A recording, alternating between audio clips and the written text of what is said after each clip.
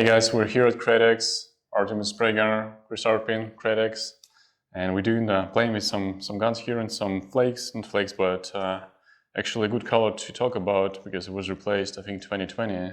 Yes, the original. The 2020 we changed our silver sealer, our 6013 silver sealer, and we brought it up in terms of metallic content. We wanted a little bit brighter, more of a glitter bomb. I call it a glitter bomb effect. It's a very nice, clean metallic base coat. It works extremely well for our candies, or across the board with all our products, but really well suited for our candies because it does lay down nice and smooth, and it has a great metallic effect and a nice glitter to it. Yeah, I enjoyed it a lot because the old version, especially if you're covering the black, it was kind of hard to get it coverage, and now you have pretty much two coats and one, what do you call? A control coat. So two normal medium wet coats, a nice even overlap, 50 to 75% overlap, and then that last coat is just trying to make sure that the metallic is nice and even without any blotchiness or splotches. And actually, you guys saw the video footage before we started this. There's a couple shots of me spraying, and we kind of wanted to take this opportunity to talk about this gun and this particular gun, which I've actually had in my hands for quite a bit now. When Artem and these guys came out with this gun, they sent us one to try and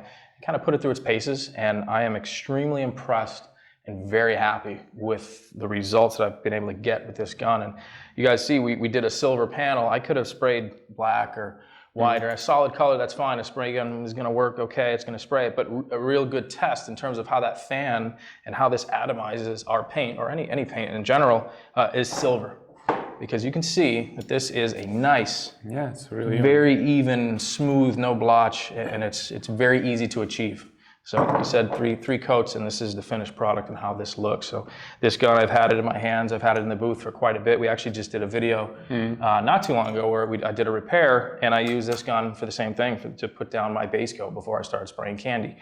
This gun would probably spray candy fantastically as well because of the nice fan. It's just I just didn't use it for that. But this is a gun that we have been using here for quite a bit, and really impressed with how it works. So this hair cap is for base coat. Do you think that you have the other one, the black? We'll probably do some footage during the next few days here as well with the clear. So I have a feeling that the black air cap, which, like what Artem said, is that's kind of designed more for clear coat. That would probably be my choice if I was spraying candy as well. I was going to say, because when you're spraying candy, you're spraying in essentially the same. Yeah, you spray mostly 40-50, right? So with a little bit of candy. So you really want to have the same type of pattern. But again, we did a lot of spray outs in the beginning of the year. We changed our catalog. We kind of updated some things, and we revised a lot of stuff with our color catalog.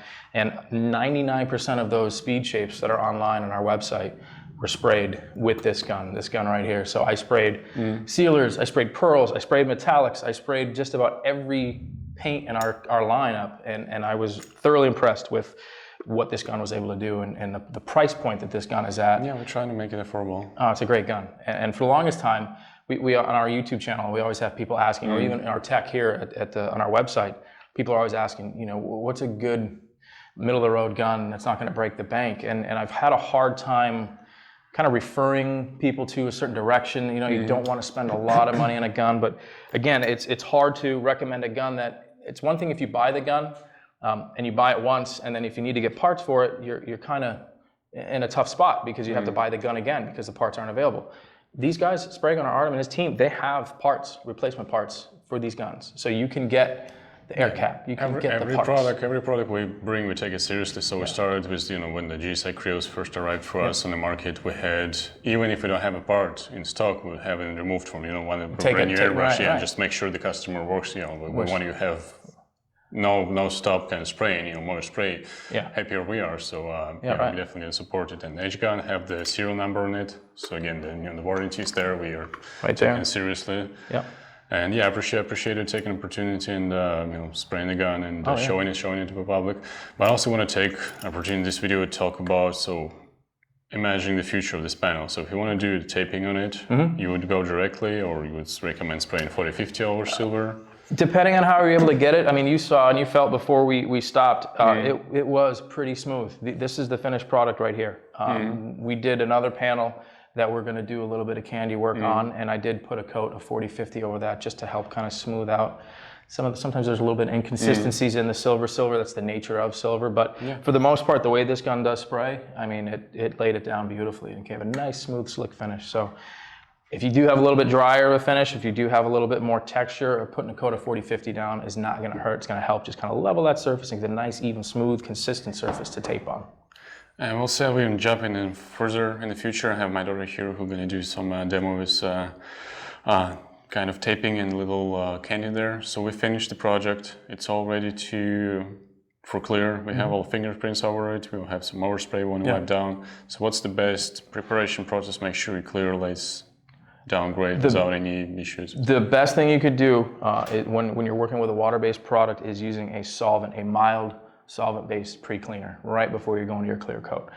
You don't want to use a water-based pre-clean or anything like that because you will essentially soften the water base and almost act like a thinner and wipe that off. So you always want to use a dissimilar material. So right before we started painting, I wiped it down with a water-based pre-clean and then a solvent. And that's fine, it'll remove everything. But when you're in the middle of the painting process, you always want to use a solvent-based and go with something as mild. There's different versions from different manufacturers that are like less aggressive, where it's basically like a post-sanding pre-clean they call it, or like a pre-clear kind of a wipe. It's a very, very quick flashing solvent. It's not super aggressive where it dives down into the material. It's just designed for exactly that, like wiping off kind of a little bit of overspray, some residual fingerprints, minor surface contamination. Once you're at that point, you shouldn't have heavy grease or anything like that, and unless you're eating like a cheese pizza or something like that, then it's a different story. But you want to use the most mild, aggressive pre-clean that you can. Right, well, it's a short video just to show you the most of the spray gun, and it's available at SprayGunner.com. We have the both cups available. We have, as you can see, the system to get it ready for disposable cups, regulars and things like that. And that's the nice thing too, is that this is an easy to find adapter. It's not, you're not gonna have to hunt if you are using the PPS. So this is the PPS 2.0 system. It's an easy to find adapter, fits right on there, no problem. So again, parts availability. I wish everybody would take this universal approach, and everything like airbrushes, measure like their sizes, bash like the size. I mean, let's go with 1/8.